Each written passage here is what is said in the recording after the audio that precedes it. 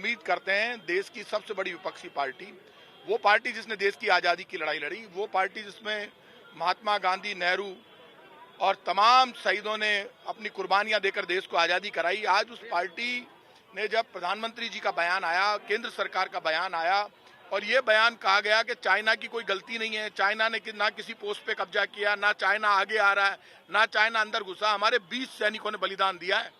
China के धोखे के खिलाफ, अन्याय और जुल्म के खिलाफ दुनिया जानती है चीन अन्याय कर रहा है।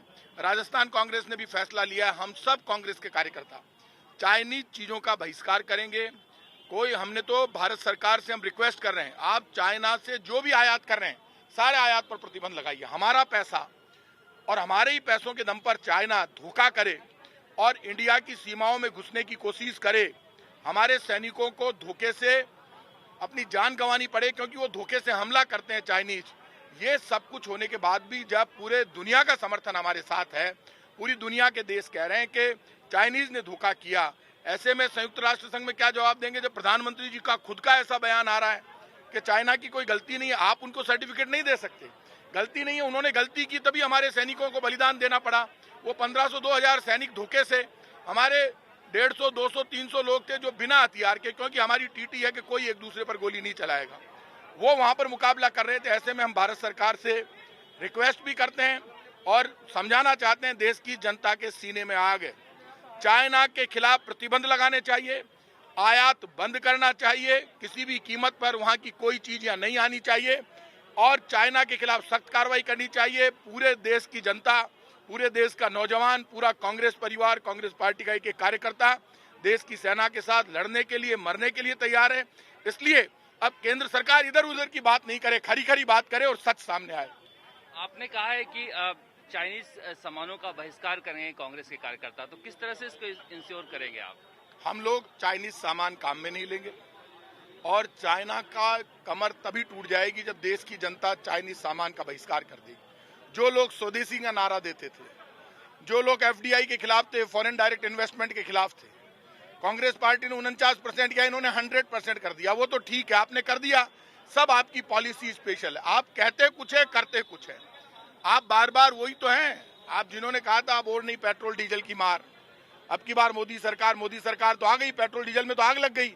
20 दिन से लगातार रेट बढ़ रही है और तब बढ़ रही है जब कोरोना संकट से हिंदुस्तान की जनता रोटी से जूझ रही है, संकट है। 29 तारीख को आपने फिर बुलाया है यहाँ। 29 तारीख को हम राजस्थान में, पूरे देश में सब जगह पेट्रोल डीजल की जो रेट्स बढ़ा रहे हैं, जो घमंड है केंद्र सरकार का, उस घमंड के विरुद्ध हम धरना दे रहे हैं, प्रदर्शन कर रहे हैं और केंद्र सरकार को समझाना चाहते हैं इतना घमंड नहीं होना चाहिए।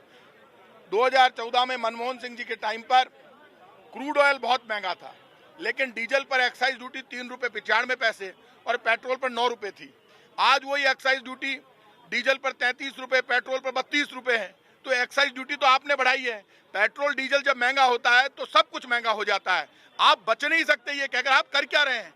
3 लाख करोड़ रुपए आप पेट्रोल डीजल के नाम पर इकट्ठा करके ले गए, क्रूड ऑयल सस्ता हो गया, वो पैसा जा कहाँ रहा है? ना मजदूर को डायरेक्ट पैसा मिल रहा है। 20 लाख करोड़ का पैकेज तो धोखा साबित हुआ। आप जनता की जेब से पैसा तो ले रहे हैं लेकिन दे नहीं रहे। आज बीजेपी आपातकाल की बरसी भी मना रही है। बीजेपी आपातकाल की बरसी मनाए। बीजेपी के साथ दिक्कत ये है कि सबको पता है आपातकाल लगाता, उस पर हजारों बार डिस्कस हो गई, लेकिन बीजेपी वर्तमान में जीना चालू करे। बीजेपी को ये बताना होगा, हिंदुस्तान की सड़कों पर 667 मजदूरों की पैदल चलते हुए डेथ हो गई। सुप्रीम कोर्ट को इंटरफेयर करना पड़ा लेकिन वो भी लेट हो गया। लेकिन ये कोरोना की वजह से आप जो आज का श्रद्धांजलि सभा रखे या फिर पेट्रोल डीजल पर धरना रखेंगे, ये भीड़ तो होगी धरने में, तो कोरोना के जो नियम मापदंड बनाए गए हैं उसकी धज्जियां उड़ेगी धरने में। एक बात आप मानकर चलिए, पूरी कोशिश कर रहे हैं कि 2 गज की दूरी बनाए रखें। आदमी भूखों मर जाएगा। सोशल डिस्टेंसिंग का हम पालन करेंगे, हम चाहते हैं, लेकिन आप कोरोना संकट में कुछ उद्योगपतियों की संपत्ति 3 गुना हो गई। कैसे हो गई? कहां से हो गई? क्यों हो गई?